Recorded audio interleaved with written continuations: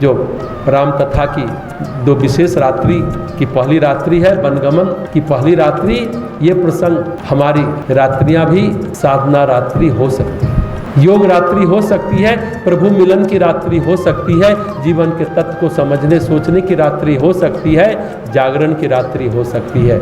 जब भगवान धरती पर आते हैं वो क्षण बड़े मार्मिक होते हैं। श्री अरविंद ने भी इस बात को कहा है, आवर्स ऑफ गॉड, भागवत मुहूर्त ऐसा बड़ा दुर्लभ क्षण होता है जब भगवान मनुष्य के साथ रहते हैं। भगवान हमारी तरह चलते फिरते हैं, हमारी तरह हमारे साथ चलते फिरते हैं, हमारी तरह होते हुए भी उनमें से एक होते हुए भी उनमें से एक नहीं होते हैं। जैसे कक्षा में दोनों आते हैं, शिक्षक भी आता है, विद्यार्थी भी आता है, दोनों एक जैसे दिखते हैं, एक ही विषय पर दोनों चर्चा करते हैं, कहते हैं, सुनते हैं, लेकिन एक नहीं होते।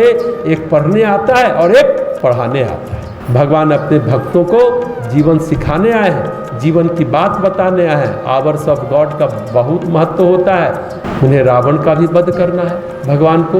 उनकी चर्चा अवतार काल में लक्ष्मण जी अभी यहाँ नहीं करते हुए क्या करते हैं, गोस्वामी जी लिखते हैं, भगत भूमि भूसुर सुरभि सुर हित लागी कृपालु। भक्तों के हित के लिए, धरती माता के हित के लिए, ब्राह्मणों यानी ब्रह्म जैसी चर्या करने वाले ऋषियों के हित के लिए, गायों के हित के लिए, देवों के हित के लिए अवतार लेते हैं, मनुष्य शरीर धारण करते हैं। यहाँ रावण की चर्चा अभी निषाद राज के पास ये नहीं कर रही कि रावण को मारने के लिए अवतार लिए हैं। वो कहते हैं धरती माता के हित के लिए, ब्रह्म जैसी चर्या करने वाले ऋषियों के हित के लिए, गायों के हित के लिए, देवों के हित के लिए अवतार लेते हैं, मनुष्य शरीर धारण करते हैं। जो इनके लिए अच्छा होता है वही कार्य करते हैं, वही लीला करते हैं। बस इस विविध प्रकार की लीलाओं का एक प्रयोजन होता है, वह यह कि मनुष्य जीवन जीना सीख जाए, मर्यादा सीख जाए, मतलब समझदारी से जीना सीख जाए, जीवन का मर्म, जीवन का तत्व जानना सीख जाए। तो लक्ष्मण जी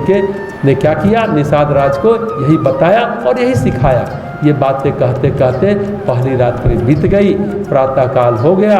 हमारे जीवन में भी वो प्रातः काल आए, प्रकाश छाए, रात्रि बीते तो जीवन को समझने में बीते, आलस्य में न बीते, प्रमाद में न बीते, निद्रा में न बीते। भक्त की निद्रा योग निद्रा होती है, आलस्य की निद्रा, प्रमाद की निद्रा नहीं होती। भक्त की निद्रा योग निद्रा होती है।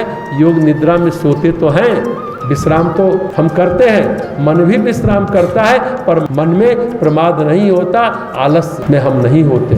निष्कर्ष यही है, हमारे जीवन की रात्रि भी साधना रात्रि हो सकती है। अभी तो मोह रात्रि है, अनेक प्रकार के हम स्वप्न देख रहे हैं, हम सभी देख रहे हैं, कोई एक दो नहीं, सभी देख रहे हैं। मोह निद्रा का क्या मतलब है?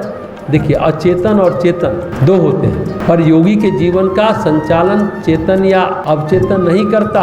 वो मोह में नहीं, होश में रहता है, होश में जीता है, बेहोशी में नहीं रहता। ये बात समझने की है। हम भी होश में आ सके, अगर जो रात्रि है वो साधना रात्रि बन जाए, रात्रि में हम साधना कर सके, जो रात है वो साधना रात बन जाए, तब बात बनेगी। दिवस भी तब हमारा जागरण में बीतेगा। हमने जन्माष्टमी की बात की, तब जन्माष्टमी की रात्रि वास्तविक जागरण की रात्रि होगी। जब हम जीवन को और भगवान को समझ पाएंगे, तब दिन में भी हम जगे रहेंगे, रात में भी जगे रहेंगे। लेकिन अगर नहीं समझ पाए तो रात में तो हम सोते ही हैं, दिन में भी सोए रहेंगे। सोए रहते, जब मन सोया है तो सोचे निद्रा है, और जैसे ही मन जग गया तो समझे निद्रा टूट गई, जागरण हो गया। और मन हमारा जगता ही है जब तन जगता है। मन कब जगता है? तन जगता है, मन नहीं जगता। मन जगता है यही प्रबोध होने से, विवेक के आने से मन जगता है। लेकिन मन हमारा कहाँ रमा रहता है? ये गाना है ना, मन क्यों बहका रे बहका आधी रात को, बेला महका रे महका आधी रात को। आधी रात को ये मोहग्रस्त मन, आसक्त मन के बारे में क्या कहा जाए? ये अनेक प्रकार का स्वप्न देखता रहता है, अनेक प्रकार की कुकल्पनाएं करता रहता है, होता जाना कुछ नहीं है, बेला महकाने का स्वप्न ही देखता रहता है, ये तो स्वप्न ही है। या फिर लड़ने भिड़ने का स्वप्न देखता रहता है, ये स्वप्न ही है। स्वप्न से जगना ही इस नवरात्रि राम कथा का निष्कर्ष है कि हम जागरण में आए, हमारी रात्रि साधना की रात्रि बने। ठीक है, गलतियां होती हैं। हमने प्रथम दिन भी कहा था कि विश्वामित्र भी उलझ गए, इतने बड़े तपस्वी उलझ गए। लेकिन लोग व्यंग भी करते हैं, अरे विश्वामित्र जैसा तपस्वी फंस गया मेनका के चक्कर में।